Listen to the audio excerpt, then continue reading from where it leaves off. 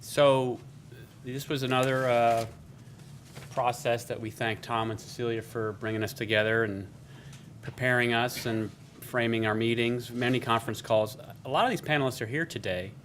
I think Tom mentioned them. Most of them, I'd say just a couple aren't. So when you get a group of people together and start looking at things, one of the things that emerges is you have lumpers and splitters in terms of how you categorize things. So we compromised and both won out. We have two main retrofit categories that we established. The first one being new retrofit facilities, and then a series of subcategories. And for the new facilities, they're what you'd expect, and they're in various positions across the watershed landscape. Up in the drainage system, on-site LID type retrofits, Green Street retrofits, parking lot retrofits, within the conveyance system itself, and then also even near existing stormwater outfalls. And then the other main category were existing BMP facilities that would be changed somehow, either a conversion, an enhancement, or a restoration. And we're going to talk up front about this category. The first category is kind of self-explanatory. I think people are familiar with the type of new retrofit facilities that exist pretty much in all the state and local stormwater manuals. But this category takes a little more explanation. So the first subcategory, BMP conversion, it's pretty, as the name implies, retrofitting older stormwater ponds, rehabilitating failed infiltration systems, or adding, say, bioretention or filtering to a pond. This is just an example of that last example, adding bioretention or filtering to a pond, and how you might go about doing that retrofit design. So BMP enhancement's a little different. You're utilizing the original stormwater treatment mechanism, but then improving its performance by either increasing the hydraulic residence time or its storage volume. And then restoration is basically taking a failed BMP and returning it to its original capacity or even beyond its original capacity. So here's an example of a pond filled with sediment. So for restoration, there's some key qualifying conditions.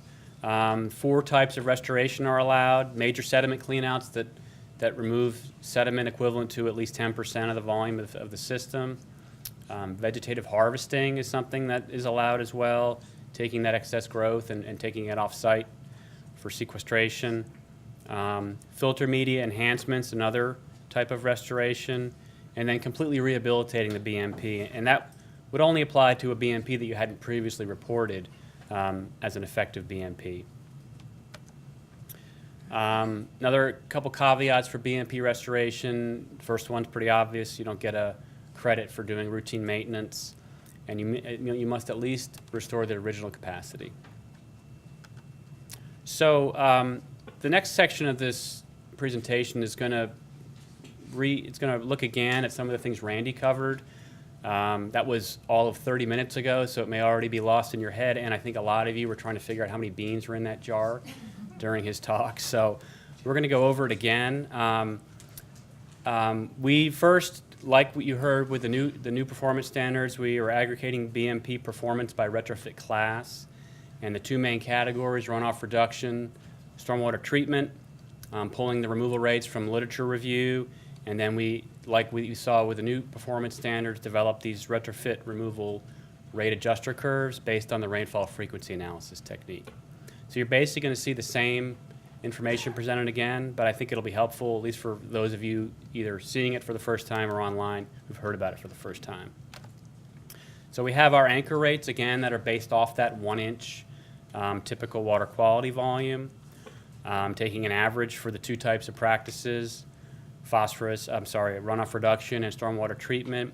And one footnote there under the nitrogen reduction for runoff reduction, that value has been reduced.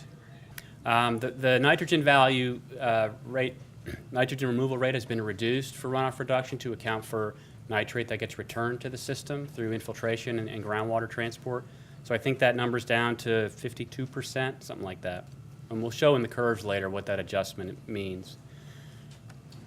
So the start of this effort is looking at rainfall frequency analysis. So there's that 1-inch value that in the DC area anyway is about 88% of storm events in a given year are 1 inch or less. So that's kind of where this process begins. And then you develop your adjuster curves. I realize here that circle's in the wrong place. That should be around the 1 inch. So when you're looking at this adjuster curve, you start at that 1 inch category. That's your 88% of annual runoff. And then let's say you did a retrofit that only treats 3/4 of an inch. That's 10% less as far as the rainfall events in a given year that are equal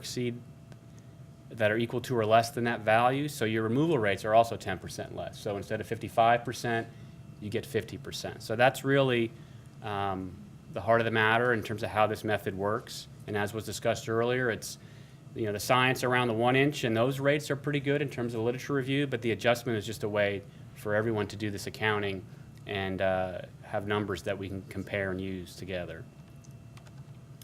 So instead of the somewhat mysterious engineering parameter that you heard about, we have just using the runoff storage volume as that parameter in this case.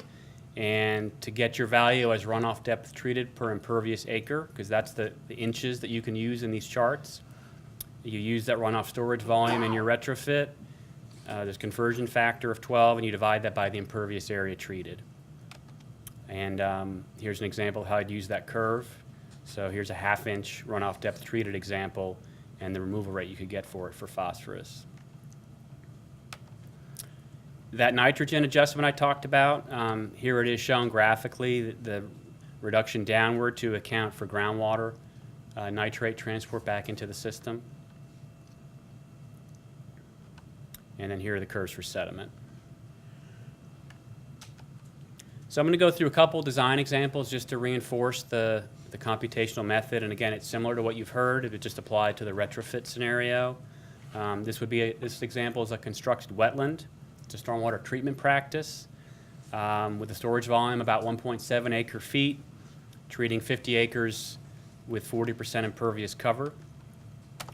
So when you apply your equation, you've got your storage volume, again, 1.7 acre feet. The impervious area is the parameter we're looking for here in this equation. That's 20 acres. And in this case, that gives you 1 inch of runoff depth treated per impervious acre. And you would just go use the curves to get your removal efficiencies. Again, this is a stormwater treatment practice, so you'd use the stormwater treatment curve. This is another example where you're looking to try to calculate your credits, your removal rates in an aggregate way for a homeowner incentive program for rain gardens. So if you had 100 homeowners in this program, each treating a certain amount of rooftop, you can figure out what the aggregate storage volume is and the aggregate impervious area treated and go from there. So if you take your storage volume and express it in acre feet and then plug it into this equation, you come up with half an inch of runoff depth treated per impervious acre. Put that on the curves and you can get your removal rates from there. This is just a quick diversion to mention that CSN's been looking at a way to get crediting for other homeowner incentive practices. Working on some ways to do that and having some conversations with the Bay program. So this is promising. I think it's going to be one of the tools in our toolbox to try to make the progress we need to make. Last example is BMP enhancement, and this is a little bit different in that you're going to go, the end result is that you get an incremental credit, which I'll go through. So if you had a case here where you had a dry pond that wasn't performing properly and it was only getting half of its original storage volume, you went in and did an enhancement to deal with the short circuiting problem. So you got that 0.5 inches, 0.15 inches that you lost and got another 0.3 inches with a new, so you have a new storage volume of 0.45 inches per impervious acre.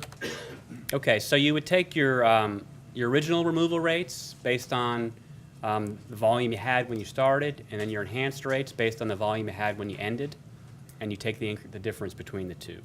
So again, you're getting credit for the enhancement, not the full performance of the system because it already had an original performance level. In terms of accountability, it's similar to what we talked about with the new performance standards. Initial verification has to be done, periodic inspection, and then after that, in this case, 10-year period, you can renew that credit based on field performance inspection. And then, of course, the overlay here is that through the MS4 permits, there's going to be more frequent inspection requirements as well. No double counting, although I think Tom was thinking about starting a nutrient trading cheat business down the line. So you can talk to him if you want to start double counting. Reporting, again, there's reporting associated with this process, but there's additional reporting and specific requirements with each state. I think number 5, certainly in the MS4 world, is a critical message. Record keeping is extremely important.